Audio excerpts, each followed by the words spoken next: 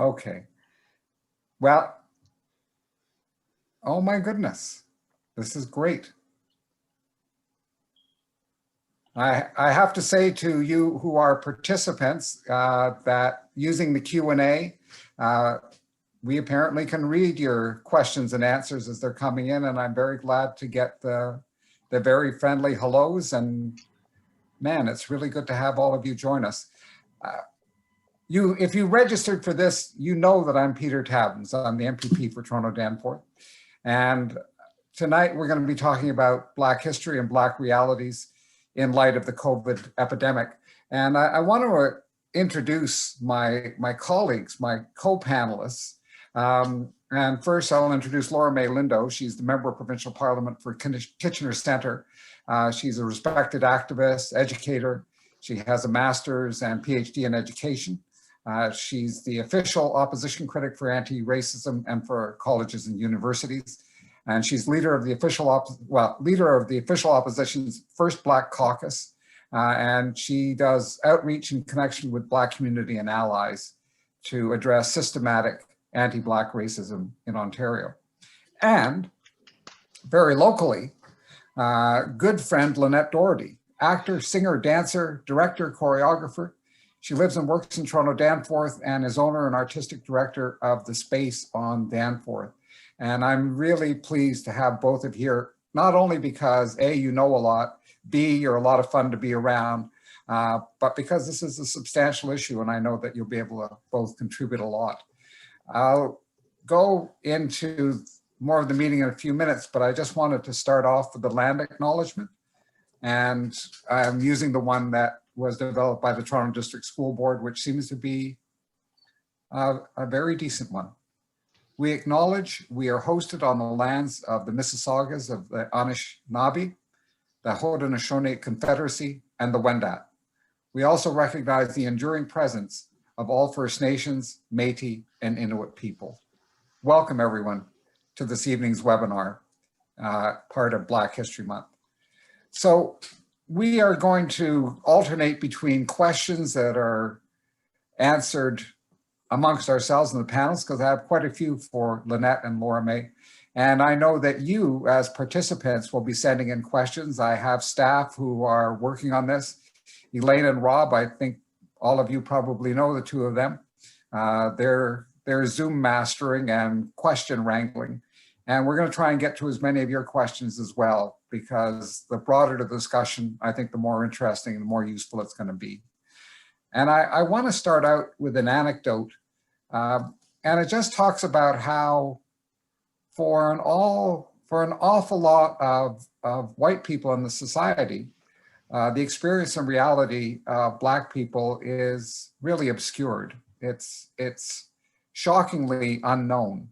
And I know for me, the first time I was really made aware was a number of years ago. A friend of mine who was a teenager in the 1950s was telling me about her experiences, and she was telling me about how she and a whole bunch of friends had been part of a campaign to desegregate the Palais Royal on Lakeshore. And I was stunned. The idea that you had dance clubs in Toronto that were segregated in the 1950s was just beyond anything I could think. I mean, Mississippi, sure, Alabama, no question. But, you know, the Lakeshore, seriously? And I think for an awful lot of white people, there's a real lack of understanding of what the lived experience is and what the history has been that have shaped the relations between Black community and others, and that today shape the reality that Black people are living with.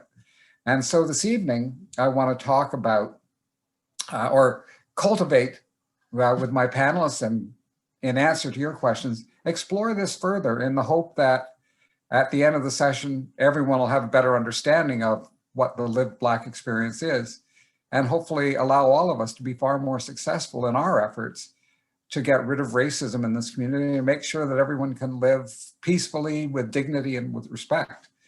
And I think I'm going to start off with Laura Mae. Laura Mae, when we were preparing for this evening, you talked about some of your experiences with living memory of segregation in Ontario and the experience of Black people in the decades, well, in the 20th century leading up to this one. So if you wouldn't mind starting off, I know you were talking about a Justice Carter and about segregated schools. Can you expand? I sure can. So it's interesting when I think about living memory, actually. So this is going to, Peter and I had a very lengthy conversation about all of this.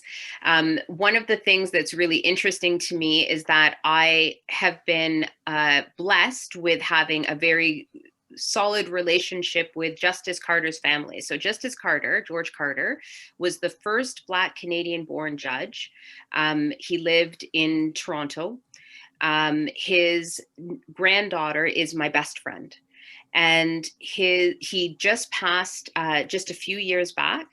And I remember having these conversations with him, and he would tell these stories about remembering signs in the city in Toronto that would say no Jews and no Blacks allowed. And for him, this was how he grew up in this area. And for me, I was born and raised in Scarborough. I didn't realize that this was part of the realities for Black community members in this space, because I grew up under multicultural policies that kept telling me that everything was perfect, like everything was awesome.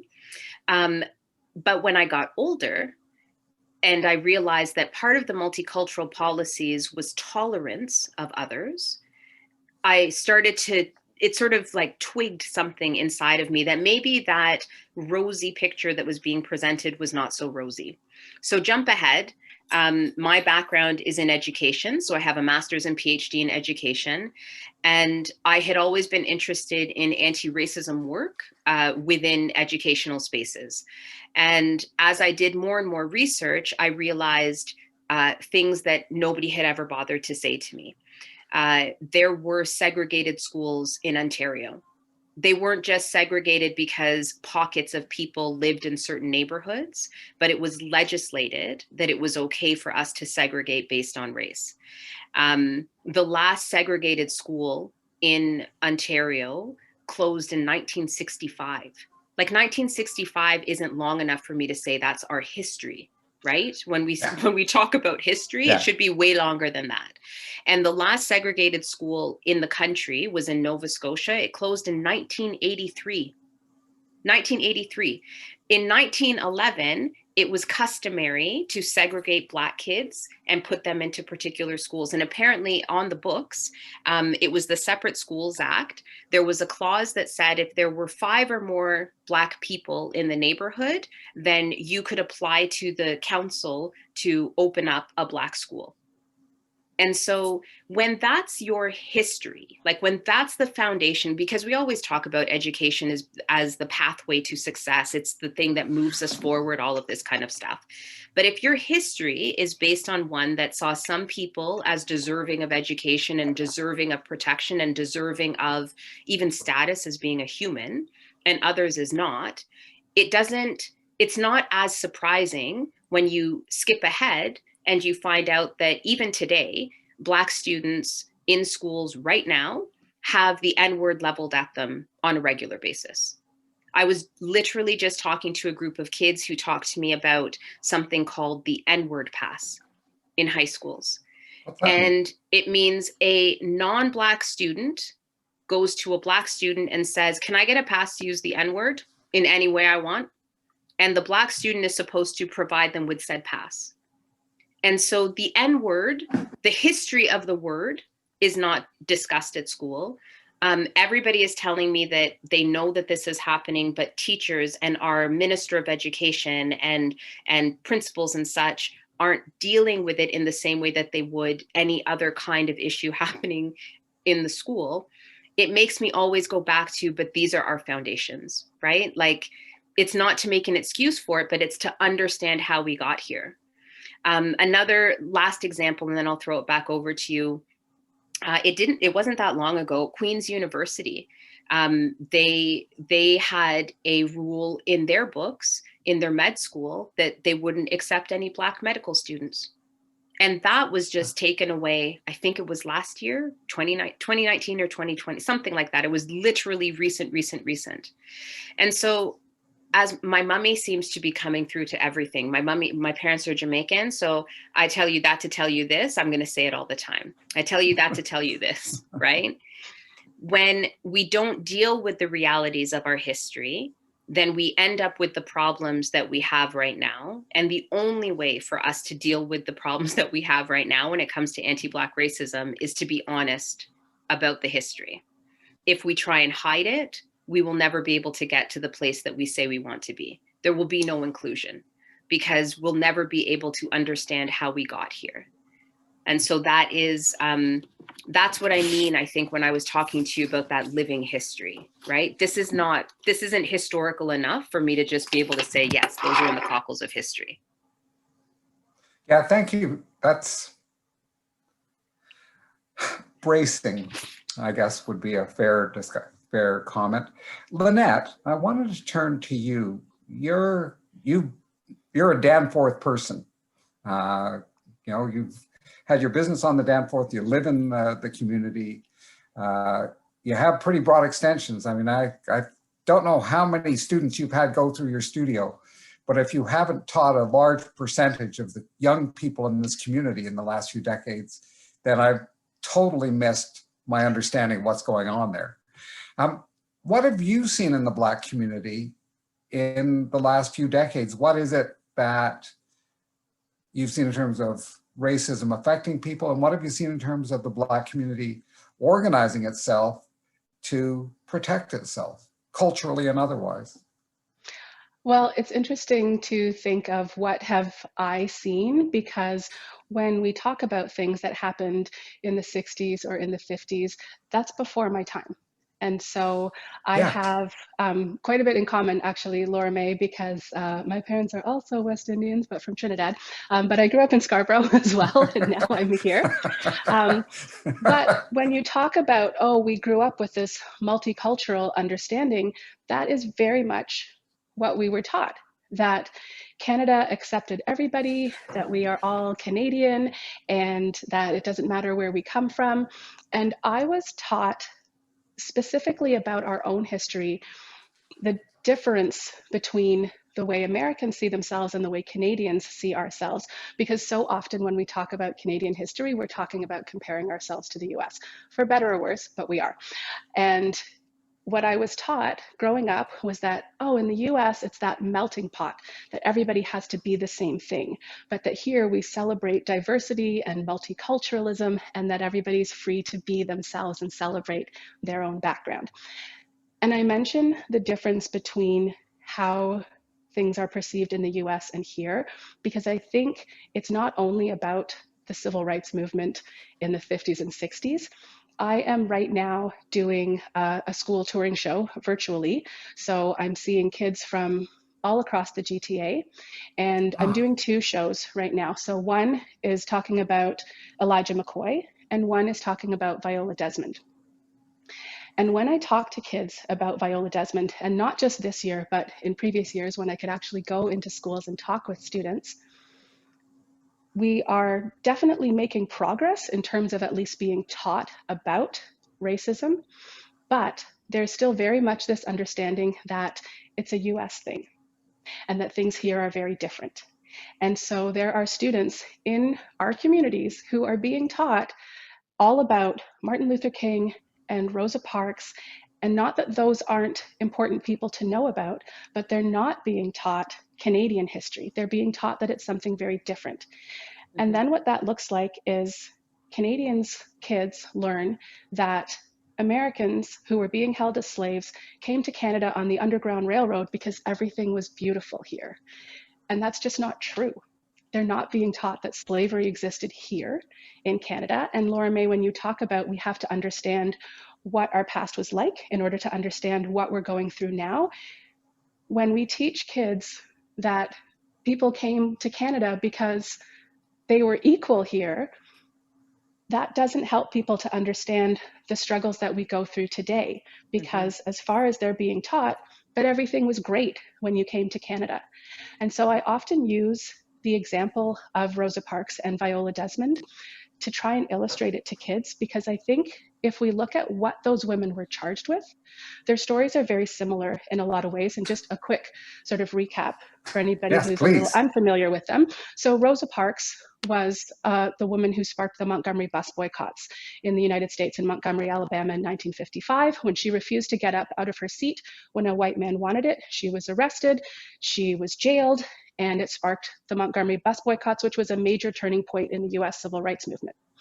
Viola Desmond was here, not here in Ontario, but here in Canada. And in New Glasgow, Nova Scotia, she refused to get up out of her seat on the main floor of a theater. And she was dragged out of the theater, she was arrested, but she was charged with tax evasion. We didn't have Jim Crow. Yeah, she was charged with tax evasion. She was charged with not paying the right price for her ticket and not paying that extra tax that it would have cost, because the only seats available to her were in the balcony, which were cheaper seats. And so they said, well, you paid for a balcony ticket and sat on the main floor, so you didn't pay that extra tax that you should have paid, and that's why you were jailed. And so the Supreme Court of Nova Scotia threw her case out in 1947 and said, we think you had a fair trial. Because they said your case isn't about discrimination, it's about tax evasion. And that, I think, is still very much a difference that we deal with. We didn't have Jim Crow laws here, but the results of segregation were exactly the same. But often racism in the US is aggressive, it's in your face, it's Jim Crow laws specifically. And here it's tax evasion. And the results are the same. And we have to understand that. I want Linette to be my bestie. Oh my gosh. Well, she I thought just that tax evasion. It's true. I thought the two of you would have great chemistry. So I know I was going to go another direction, but I can't pass on this because Elijah Mccoy is a really important and illustrative figure, and very few people know about him. Linette, could you talk a bit about him, the person who is the origin of the real Mccoy? Yeah, so his story is that his parents had actually come to Ontario using the Underground Railroad. His parents were being held as slaves in Kentucky, and they settled in Colchester, Ontario, just outside of Windsor. And so he was born here in 1844, so he was born free and not born as a slave. But he still traveled to Scotland to train as a mechanical engineer because schools here would not train him. Schools here in the US would not train him. So he went to Scotland and returned with a master's certificate in mechanical engineering. When he returned, though, he didn't come back to Ontario. He actually went and found work at the Michigan Central Railroad. And so he worked there, but developed the continuously lubricating oil cup, which really revolutionized train travel. But interestingly, when he sold his patent, the people who were producing it took great pains to make sure that nobody knew that Elijah Mccoy was a Black man, because they knew that his invention would not be received the same way. And so his history was deliberately obscured. And I tell this story in school, and for many kids, this is the first time they're ever hearing of him. Yeah, I'll just add that there was a play in Toronto, it must have been 10 to 12 years ago, about his life done at Factory Theatre. Andrew Moody's play, yeah, The Real McCoy. Yeah, it was a fabulous play. I mean, and for me, again, it was this whole piece of Black history, Canadian history, that was completely obscure. I think part of what is striking to me, and it may not be striking to the two of you, is just how little exists in the curriculum in Ontario about the participation and reality of the Black community. It's so invisible that you don't even know that it's unknown. It's just a lost continent of knowledge and experience, which I guess is part of the reason why it's useful to have Black History Month and actually start opening up some of that reality. Now, Laura Mae, my guess is you would probably say it would probably be more efficient to have it in the curriculum. Perhaps. Perhaps That's what I will say. Peter, before you even, so just on that note, what's striking to me is how deliberate it is that we're erased from history. which is a slightly different take. And I raise that to literally jump off of the point that Linette was making. I think we have this myth that Canadian soil was gentler soil, that Canadian soil was more accepting and inclusive.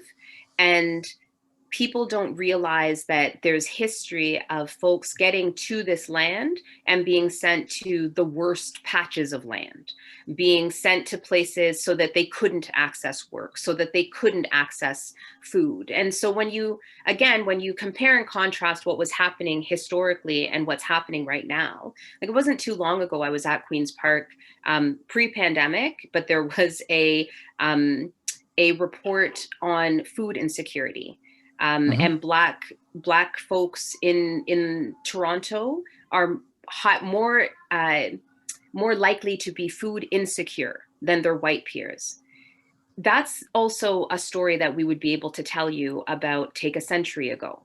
Do you know what I mean? It's the same thing, because it's about pathways and access to the things that we need to have access to. And so one of the things that I find fascinating is that when we keep this out of the curriculum, we keep the history out of the curriculum, it makes it easier for the general public to assume that when we as Black people say we need access to something, it makes it faster for them to respond, but you already have that, because they don't know that we didn't, and they don't know that we still don't, right? And so part of that push to incorporate the realities of Black experiences through the curriculum is to actually do a work around what I would argue Black history has become. I don't think it was the intention of what Black history was supposed to do, but it's what it has become. It's become a month for us to still try and celebrate some Black folks, but only some, and then pretend like anybody can achieve that, right? But that's not what it's supposed to be. It's supposed to be an opportunity for us to learn that our history is a little bit more nuanced, and we belong there, and we need to talk about these things. When I am advocating alongside colleagues and community members to make amendments to the curriculum and to the Education Act, it's about providing more opportunities than just the shortest month of the year to talk about Black experiences. It's about trying to make sure that when we're talking about math, we're also paying attention to mathematicians who were Black that were bringing in all sorts of cool things. When we talk about science, or we talk about the arts, when we talk about any of this, that we are also cognizant of the fact that Black folks have also done this work. Well, actually, that's a very, very handy segue for me, because as we had noted, we wanted to talk about the pandemic and the pandemic within that pandemic, how things are playing out for our Black community. And they're playing out much tougher than they are for white people. And it's not to say that a low income or middle income white working class person has an idyllic life. It's just that if you're Black, it's going to be tougher. That's simply the reality. And so what I'd like, and I'm going to start with you, Laura Mae, and then Linette, I'd like you to join in. Given this history, the exclusion, the denial of opportunities, the denial of the reality of Black people, that has led to living conditions that have meant Black people, women and men, have been more exposed to and are suffering more from COVID than the non-Black population.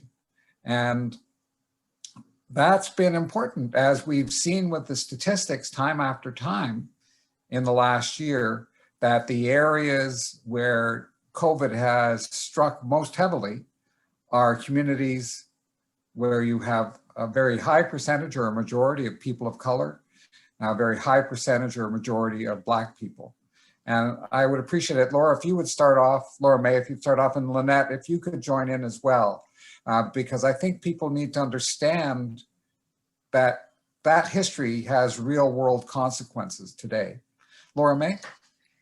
Thanks for that, Peter. So I'm going to, just before I go into my thoughts around this, I just want to say for the record very clearly that it is not the fault of Black communities that we are disproportionately impacted by COVID.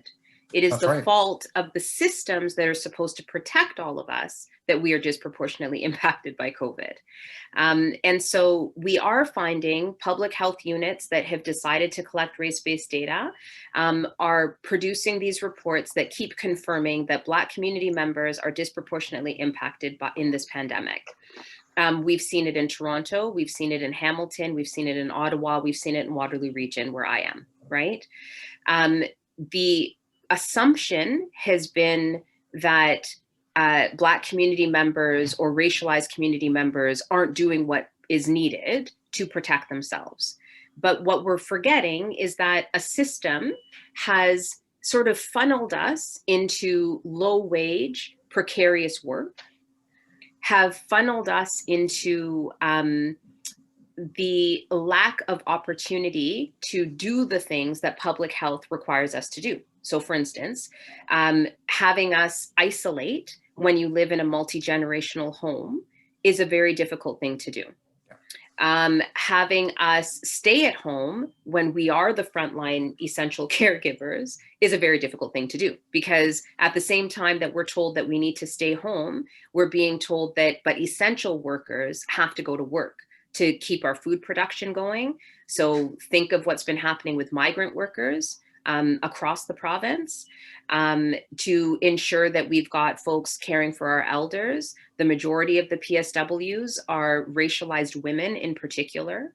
And when things happen, like the schools open and then close and then open, I'm a single mama of 3, so I'm really going to spend a bit of time with the open, close, open, close, open, close. It's a lot of women that have to make a choice to stay home to be with these kids, while, you know, for our other peers, they don't have to make that choice. And so all of that is sort of the backdrop upon which these reports have been coming out.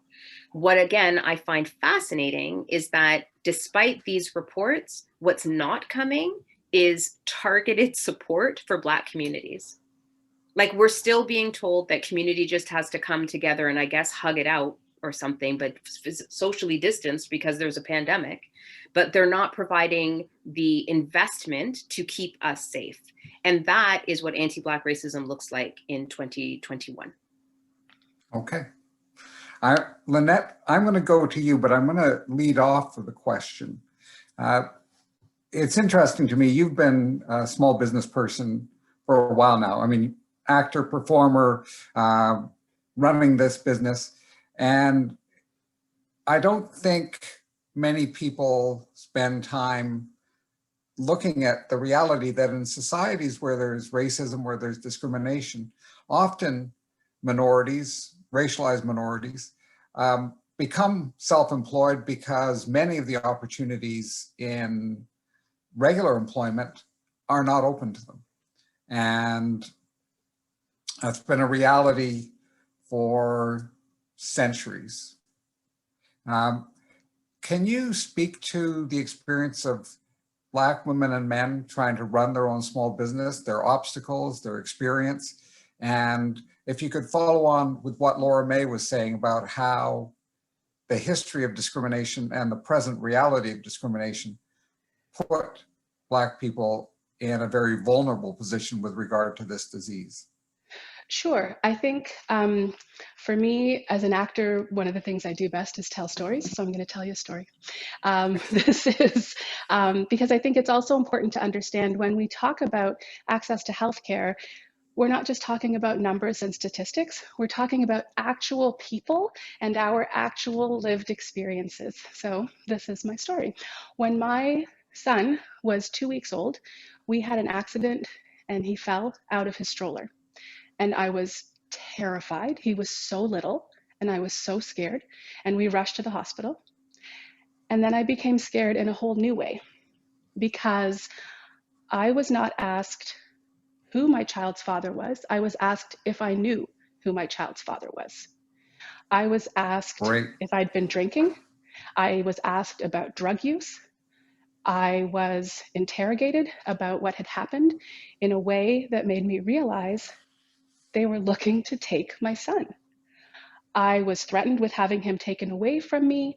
I was told that I had somehow done this, that this was deliberate. I had deliberately tried to harm my child, that this was my fault, and that I was a bad mother.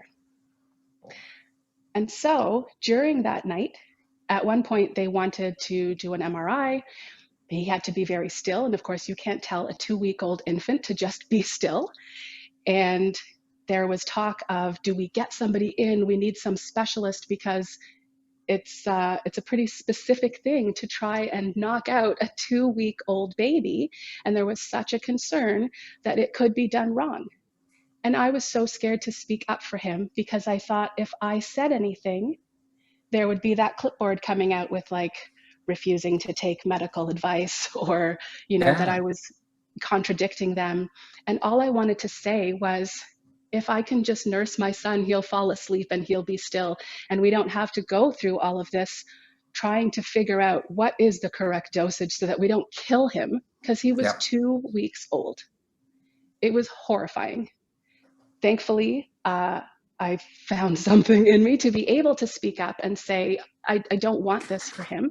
I want to just nurse him. He'll fall asleep. He had his MRI. He's fine. Great.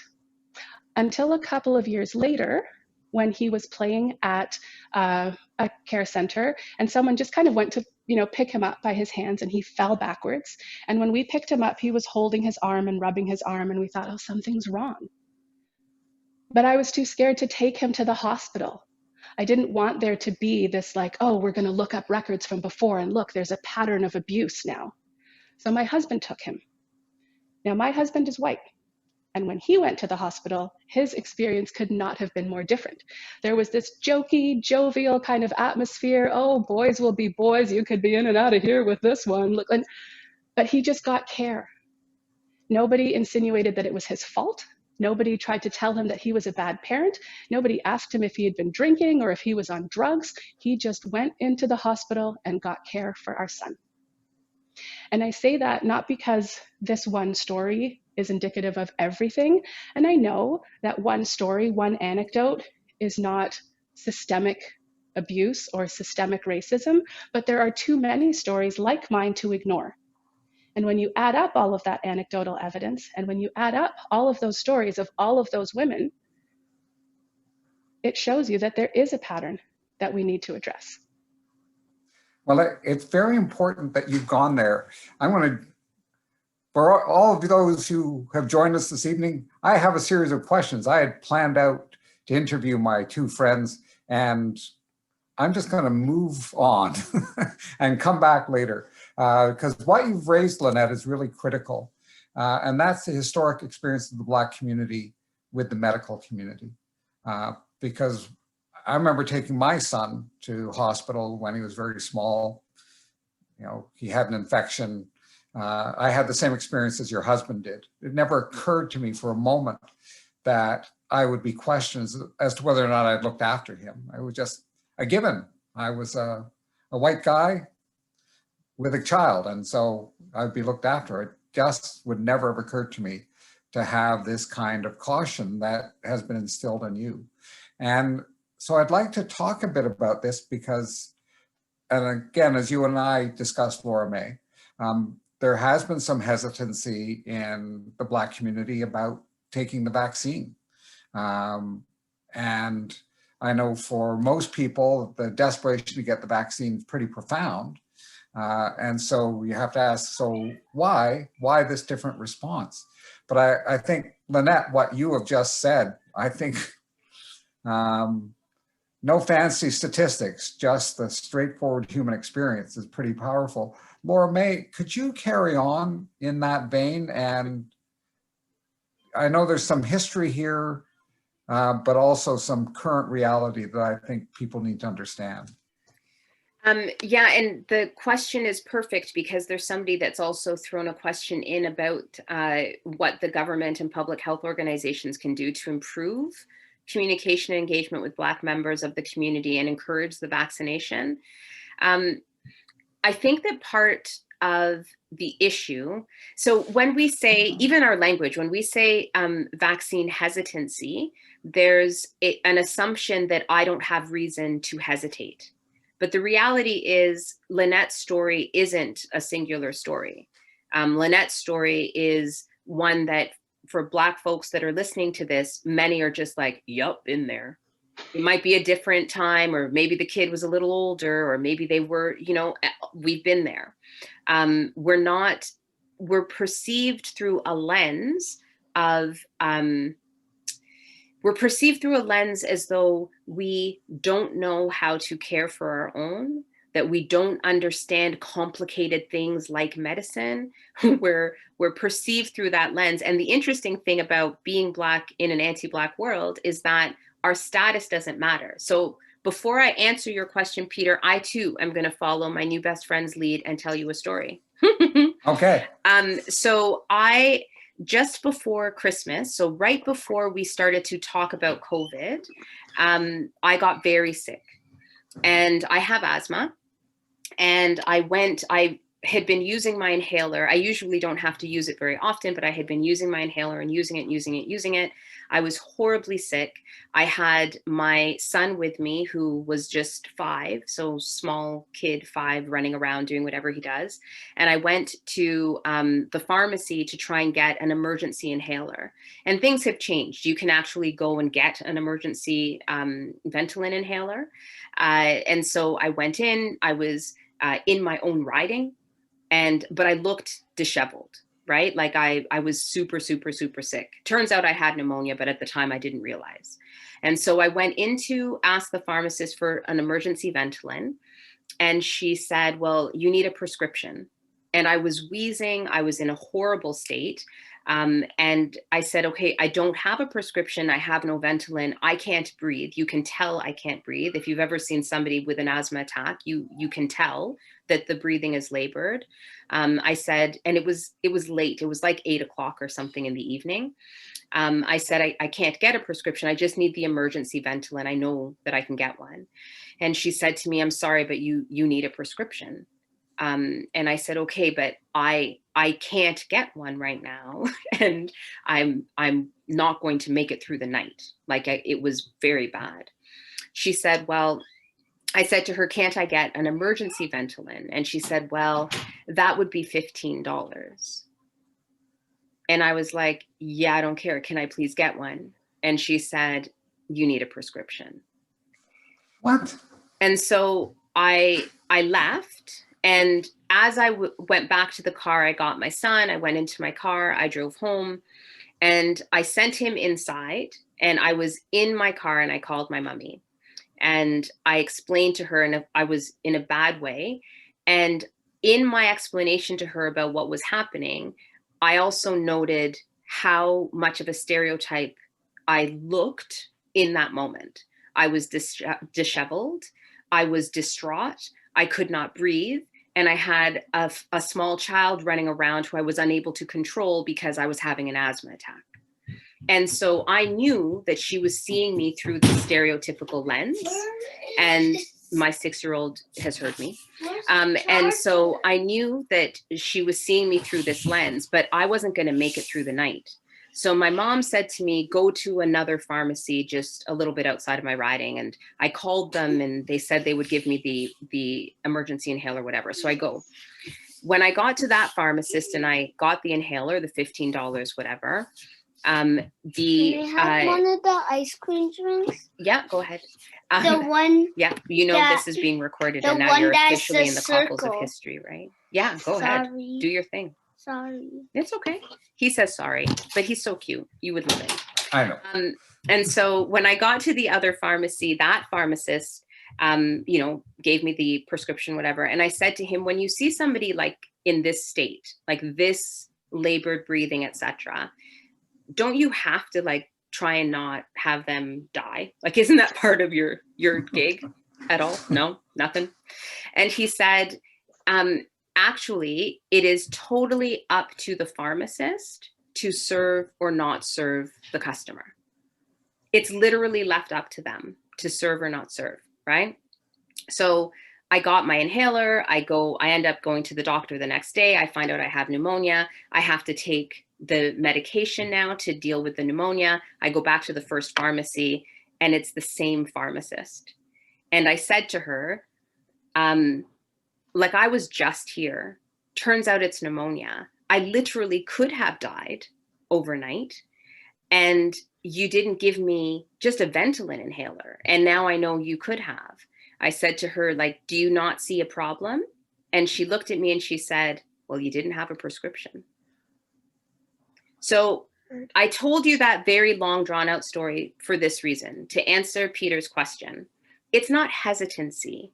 It's because we are logical and we are thinking about what our experiences have been with the healthcare system. And they have not been supportive. They have not been positive relationship building types of experiences. And so now when we even have reports that are saying we're disproportionately impacted, and they're still not even putting us at the front of the list for the vaccine, but then all of a sudden out of nowhere, they're going to say, oh yeah, it's really important for you to get vaccinated. Our logic, right? And our ancestral memory kicks in and says, there must be something up, because if they're going to actually try and save us now, maybe they don't know so much about the vaccine. Maybe they're experimenting, which they've done, right? There's the history of the Tuskegee Airmen. There's examples of women going in for one problem and coming out with way more because they decide to experiment while you're sitting there on the operating table. That's literally our lived histories. And so all of that is to say, or I tell you that to tell you this, see, happened again. What the government and public health can do is actually build relationship with Black communities. Like, they could just try and treat us like humans. They could try and actually acknowledge the history, acknowledge why we don't trust, and say, but here's what we know. Show us the proof. Tell us what's going on. Center us, because we want to make sure that you thrive. Tell us that it's more than just trying to keep us alive so that we can take care of other people's elders, but that you're doing it because you want our communities to thrive. The very last thing I'll say, Peter, is this. In the midst of the first wave, one of the policies that the government put out was to provide a temporary, I think it was a 60-day license for internationally trained healthcare professionals. They needed some doctors. And a lot of those internationally trained healthcare professionals are racialized folks. They said to them, you'll get the 60-day license to put your life on the line, and in return, you will get nothing. It will not go towards your full license. It will not go towards your residency. It will not go towards anything to help you to be able to continue to care for the community. And that's the kind of thing that does the opposite of building relationship with our community. It says, put yourself in danger for the rest of us, and you will get nothing. And so I think until we start to shift that and build solid relationships, then we will logically not believe that the state is there to help and support us or care for us. Thank you. Linette, I know that you have to leave in a relatively short time because you've got another class you have to teach, and I'm very appreciative that you've taken time to join us for this first hour. And before I go to you, I just want to remind everyone who's participating this evening, please send us questions. We would be very happy to add your question into the mix, because I think our two guests tonight have been fabulous. So, Linette, could you speak more about how the Black community that you're intersecting with is coping with the pandemic in Toronto? And since I represent Toronto Danforth, the more I can speak about Toronto Danforth, the better. No offense, Laura Mae. So I think it's interesting when you talk about sort of these pockets of where we're seeing more COVID. This particular area isn't really one of them. And so sometimes it feels like, oh, well, then we're good. Everything's good here. But I think those experiences that Laura Mae talked about, they still matter for Black people in this neighborhood, because they matter for Black people in every neighborhood. It doesn't have to be, oh, you're in Scarborough or in Rexdale before you start to see like, how do things start to impact you? Being Black has an impact on you every day. It doesn't matter where you live. Like, that is every day. I'm Black every day. So we're going to experience it every day in every neighborhood. So every time I've seen you, you've been Black. You're really consistent. I've noticed that. Literally every day. Every day. But it means that for me in this neighborhood, I've been very fortunate. I mean, I'm here at the studio now because I kind of live my life on Zoom right now. I'm doing these virtual school touring shows, and then I teach classes here from my studio online. I just kind of walk back and forth from my house to the studio and come up here, and that's kind of my reality right now. But it's interesting when you mentioned earlier about people going into business for themselves because of the lack of opportunities elsewhere. I mean, that's partly why I run my own studio here. I had spent a number of years teaching, but kind of all over the place. And once I wanted to have kids, like, I wasn't going to be 2 days a week in Hamilton and then teaching in Brampton and going out. Like, that lifestyle wasn't going to work if I wanted to have kids and raise a family. And so this is where I wanted to be. It's where my home is. It's where my studio is. It's where my church is. It's where my life is here now. But that meant having to make a place for myself here.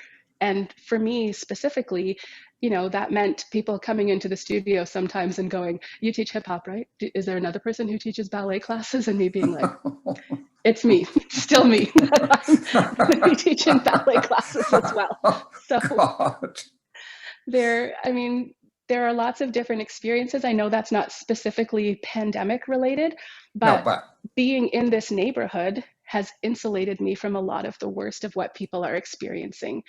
But as I say, I grew up in Scarborough, so I'm not isolated from the way that other people are experiencing this pandemic right now, because it is not the same for all of us. We get a lot of, we're all in this together, but the feeling is that we're kind of not. We have people whose jobs are secure and it's easy for them to work from home, and they haven't lost anything throughout this in terms of financially. We're all dealing with the emotional aspects of it and the isolation and all of that, but financially they're good. They're getting their full paycheck. If you're self-employed, like, I'm getting like the Canada Recovery benefit because my studio can't pay me right now, right? So those kinds of things make a difference. Like, financially, they make a difference for people who are in business for themselves. Can I know I only have you for a few more minutes, but you obviously are in touch with other members of the Black community who are small business people. And can you talk a bit about the experience that they've had leading up to the pandemic and within the pandemic? Well, I think one thing that we have done is have to forge this community for ourselves. Before everybody sort of came on, Laura Mae, you noticed my earrings and went, "Oh, I really like your earrings." There are Facebook groups and Instagram collectives of people who say we need to support each other. Sadly, often because we're not getting that support elsewhere, so we need to support each other as community.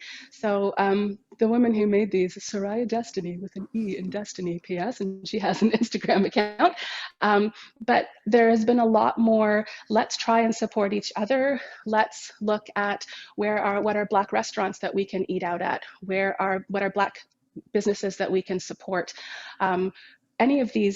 Any people that we can lift up in our own community so that they're not left behind. Because unfortunately, too often, these efforts to sort of lift small business owners or lift a lot of people up kind of leave us out. And sometimes not even deliberately, but in the advertising campaigns, the things that are done, we're not in there, we're not seen in there. And so it doesn't look like we're a part of it. There's no outreach to us. And there should be, because if we're having this, we're all experiencing this pandemic together, then we need to make sure that everybody's included in that. Linette, I'll just say I had one question come in. from Pauline. Could you speak, do you know what percentage of businesses on the Danforth are Black owned? I don't have a number on that. I know that our BIA, so I mean, if you look at the Danforth, it's going all the way from Broadview and then out to Scarborough. It covers actually a few different BIAs. Yes, it does. Where I am is part of the Danforth Mosaic BIA. Yeah. And they did do a study to try and look at how many businesses were owned by women in our stretch of the Danforth, and it is a majority of the businesses here. But now that you say, wow, I go, am I wrong on that? I think I'm right, though. No, I think you're right. I'm ready to stand corrected if I'm wrong on that. But they didn't collect race-based statistics. So I don't actually know if anybody has done that to look at how many Black business owners are there along the Danforth. I know that I'm not the only one, but I don't have a number to give you. Sorry, whoever's question that was. Well, you would recognize Pauline out on the Danforth. You'll see her at some point, without a doubt. I'm going to go to you, Laura Mae. Sorry, I'm just, before you do, because I don't want to have to interrupt you in the middle of your story, but I do have a class that starts at 7, so I think I need to leave. So thank you so much for having me be a part of this. I just want to say that my new bestie, I hope you have a great rest of this webinar together. And thank you very much for including me. Linette, thank you. It was great of you to take the time and join us this evening. It's been a real pleasure. Thank you. Okay. Bye. Have a great night. Take care. Bye. Okay. So, Laura Mae, one of the questions that I wanted to explore with you, and you touched on it earlier, was this whole question of medical experimentation on Black people, involuntary, often without their knowledge. And it's just always struck me as so extreme and something that is never discussed historically. I mean, I can't even remember when I first came across it and a book about the Black experience in the United States and thinking, can this be real? But unfortunately, it was all too real. Can you speak a bit about that? I can. I'm going to flip the script on us just a touch, though, only because one of the things that I think is very beneficial as we're thinking about this are the examples of how that history still continues. And sometimes we don't realize that the experimentation also comes from the denial of service. So for instance, I have a number of people who have raised issues going to the doctor during this pandemic that have sickle cell. So sickle cell is a disease that impacts Black communities more so than others. There are some non-Black people that have sickle cell, but it's primarily Black folks that suffer from this. I am told, intensely painful, that they often need to get pain management help as they're navigating. But when they go to the doctor to get the help that they need, they're immediately perceived as drug users, wanting to abuse drugs, using any excuse to, not really feeling the extent of the pain, et cetera, et cetera. And so in our medical system, even though there's knowledge of something called sickle cell and the impact of that and what that looks like and who is impacted by it, the reality is there is no system set up in place for us to be able to not have to navigate all of these stereotypes when we go and we ask for help. There are always assumptions about the kinds of things that actually are harmful to Black folks.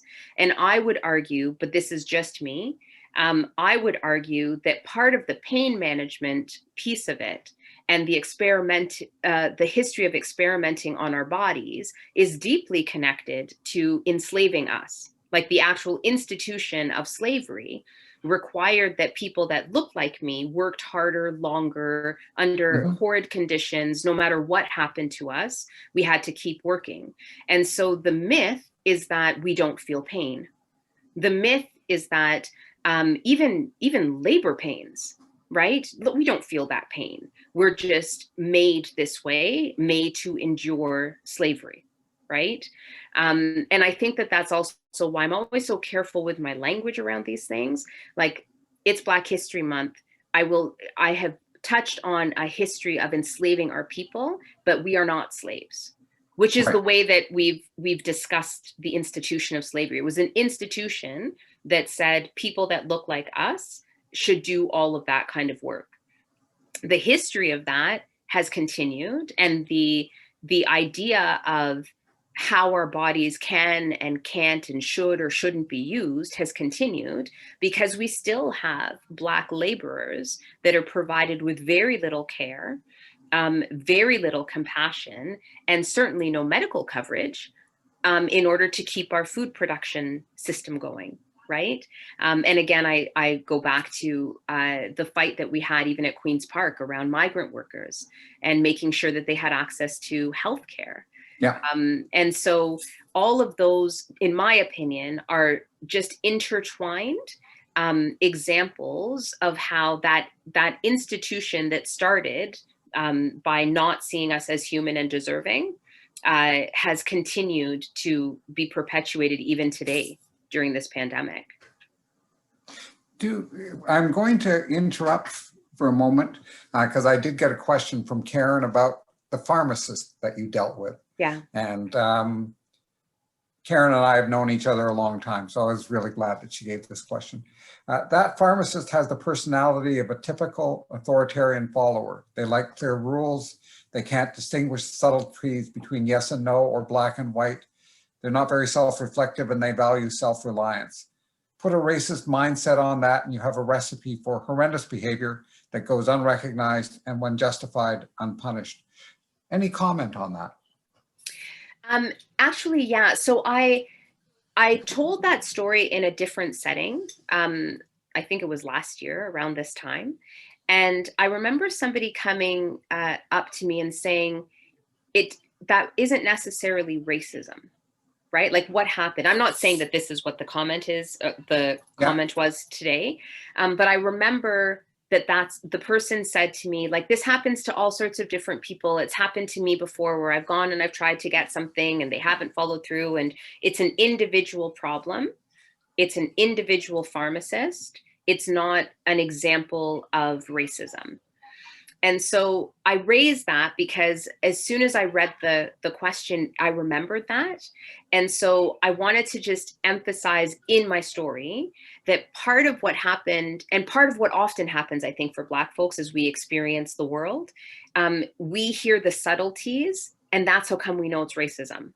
Yeah. So the fact that the pharmacist said to me, it's $15, and was convinced that that was well beyond my means.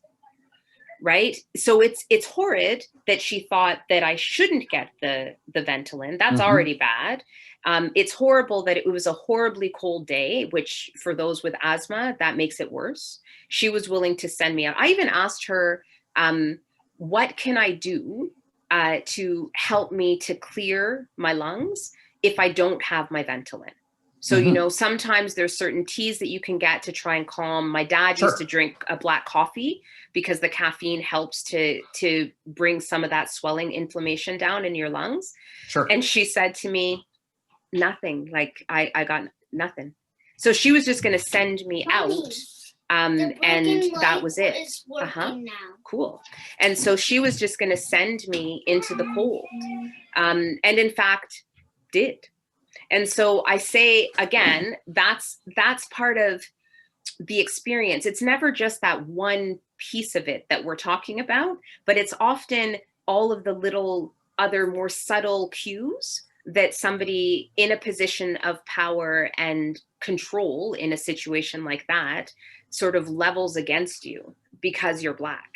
And for us, it's the remembering of those stereotypes, which reminds me of what Linette's story had the same kind of thing. As soon as they took out that clipboard and they start to walk through all of these kinds of examples, there's this reminder that this would not happen to somebody else. It wouldn't. And the reason that we have the overrepresentation, for instance, of Black kids in the foster care system. We have more Black kids in care. We have more Black people that are incarcerated than the average amount of Black folks in the community. It's not because of us. It's because the system has made all of these assumptions. And so when I get pulled over for doing something, there's the possibility that I will be perceived as aggressive and thrown into a holding cell. There's a possibility that my bail will get set at a much higher rate than a white person experiencing doing the exact same thing.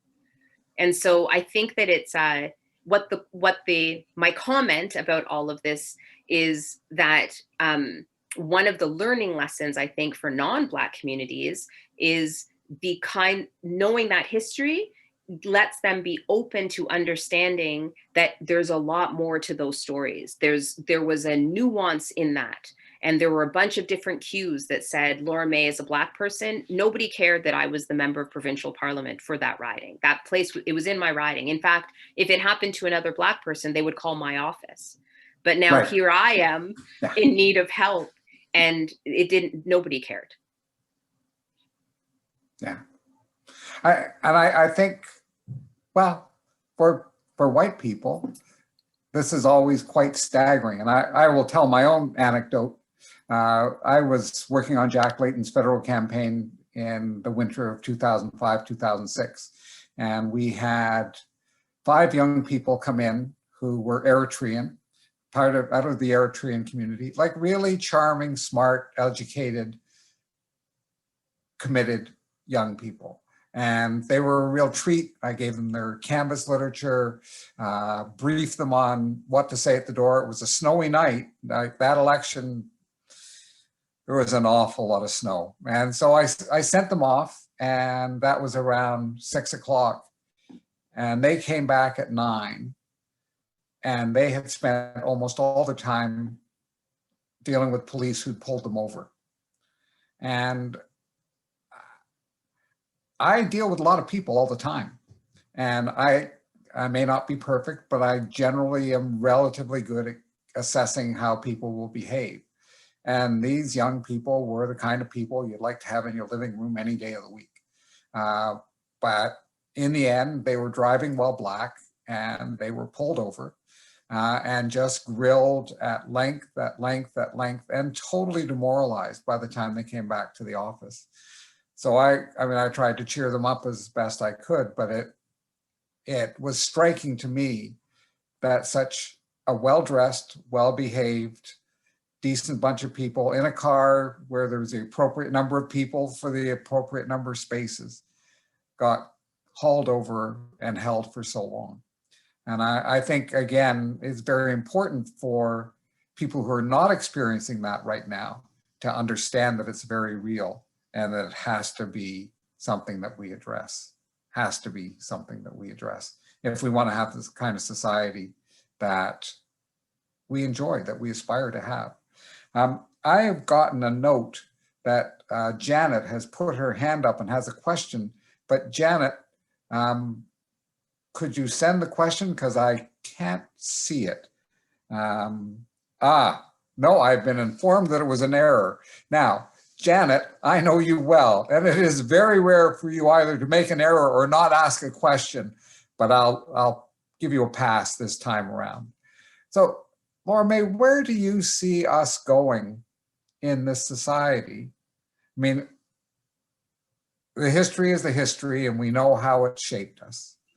But here we are today. We have the opportunity to make our own history, to rewrite that history.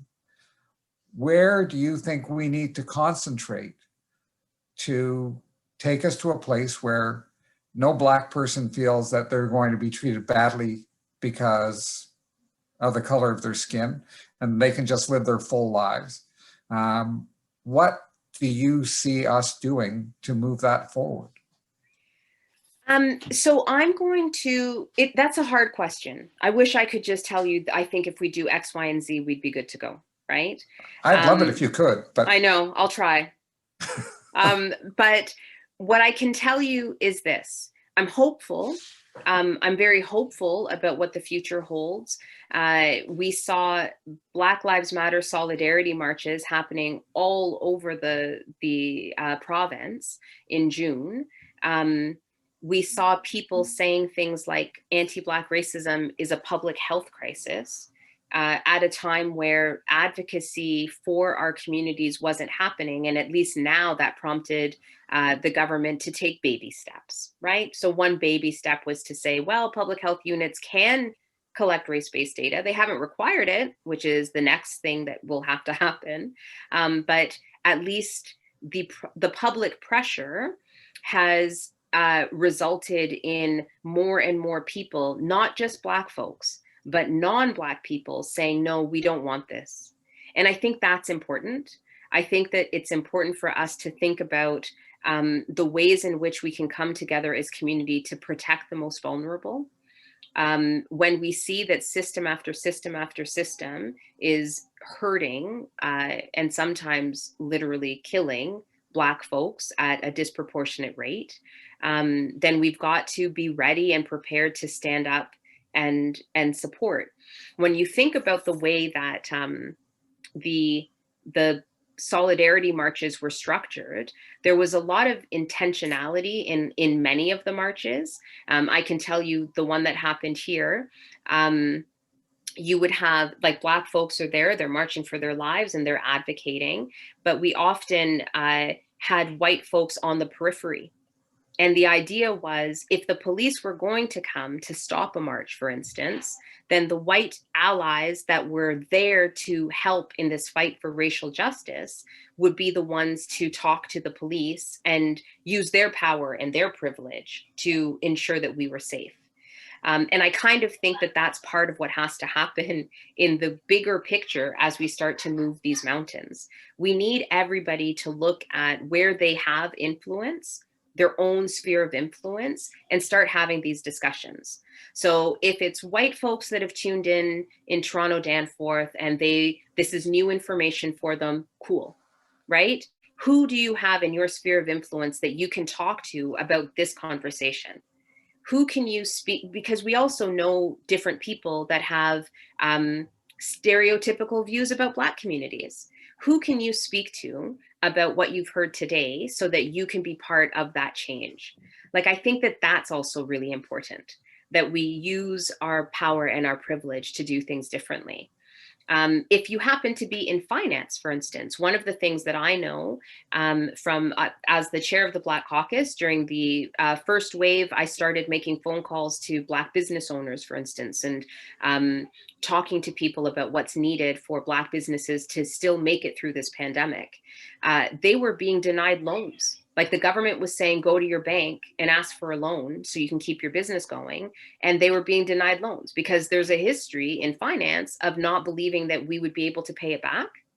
And so they won't take a chance on us. We're too risky as a community.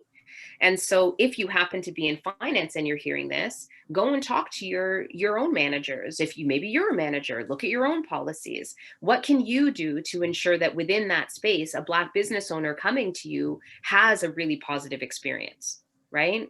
I think that those are all things that we can do to try and make the change, as long as we keep clear in our mind that that building inclusion requires all of us. And so what can we do to be part of that? I think that's super important as we look into the future. Thank you for that. I have a question. Adrian, you've sent me a question. It's a good one. And that's asking me, did you talk to your police station after that? And I have to say, unfortunately, I didn't. That was a mistake on my part. Today, I would talk to the police station. At the time, I just thought, good God. But Laura Mae, as you've just said, if people in a position like I'm in actually take the time to talk to police, intervene, and show that it's consequential to behave this way, negatively consequential, then things will start to shift. Got a question from Pauline, and it's to you, Linette. Sorry, Laura Mae. It's the L. It's the killer. Okay, she's my bestie now, so it's all good. I know. She's fabulous. Could you please talk about Black and brown people working in the private sector, their effort to get promotions or get a specific job? Common comments, chip on your shoulder, and too experienced. It's still happening. Pauline has had a long history working in the financial sector. She's a local resident. She knows what she's talking about. And I'd appreciate it if you could talk about what you've seen as well. Thank you for that question. It's interesting. My mummy is from the finance sector as well. So my mom worked at the Royal Bank of Canada in Jamaica before she came to Canada. And when she got here, she's always told us this story. When she got here, she was one of the I don't know if you call it like the signatory, but when there were bigger loans, there were only certain signatures on file. So she was one of those signatories or whatever. That was one of her signatures. And when she got here, because of anti-Black racism, she couldn't get a job higher than than just like the front. What do you call them in front? Like the teller. She could only get a teller job. And so one day she was at work and her manager, who had not been providing her with these opportunities for promotions, etc., came out and was like, who is this Aussie Lindo? Like, I have to get this person to sign. And it was my mommy as a teller that had to turn around and say, yeah, that's my signature. Right. And even still, by the time she retired, she was in middle management. And so the reality of the denial of promotions is it's quite ironic, because the same thing that's at the same time that we're denied promotions, we're often told we're overqualified, but we're overqualified because the only way to navigate the system is to make sure that we have more degrees than everybody else, so that we can prove our intelligence and our worth in a place of business. But then as soon as we do that, we have more than everyone else, right?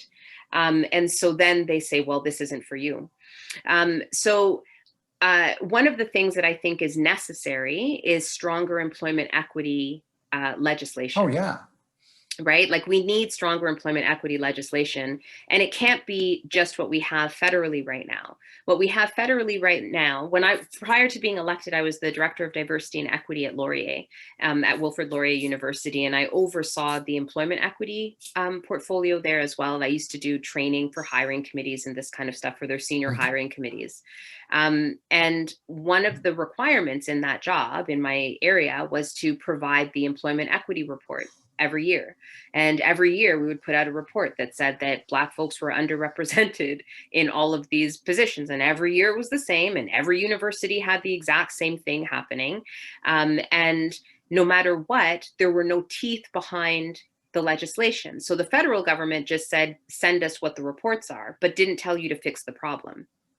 And in Ontario, we don't have the same, like, we had an Employment Equity Act, and then that got dismantled under the Conservatives. I think it was under Mike Harris, I believe, that it got taken away. Then now it's just up to people's good graces to promote different people. It's not going to happen. It's not going to happen because there's a history of racism within so many sectors that we are denied access to those opportunities. And then if you take it a step further, because my background is in education, I would also argue that we're denying our young people access to jobs because we're pushing them out of the school system too. So while we're not able to get the promotions at work, and often, even when we look at like history of immigration, I had been told before that there was a wave, I think it was in the 60s, of Black nurses coming from the Caribbean, coming to Ontario, but they couldn't get into jobs here in nursing. So many of them went to the PSW route because at least it was something. Well, PSWs are notoriously underpaid, right? Yep. And so all of that is interconnected. We're talking about the exact same thing. So all of that to say, I do believe we need stronger employment equity legislation, not just to require people to do things, but also to ensure that there's accountability when gaps are showing.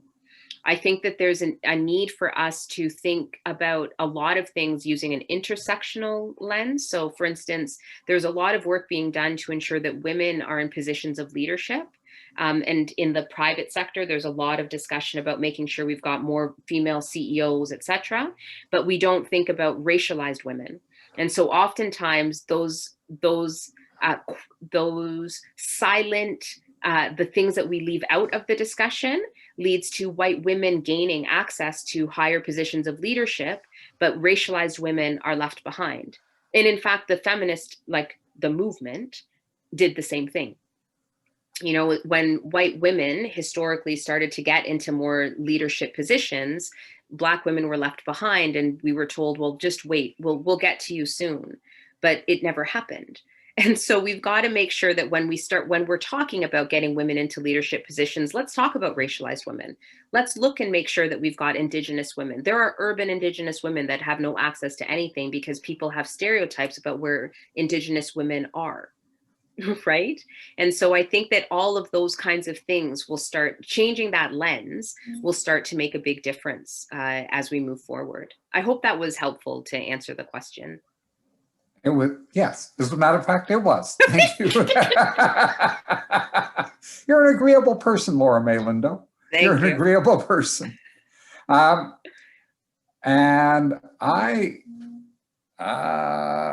all right.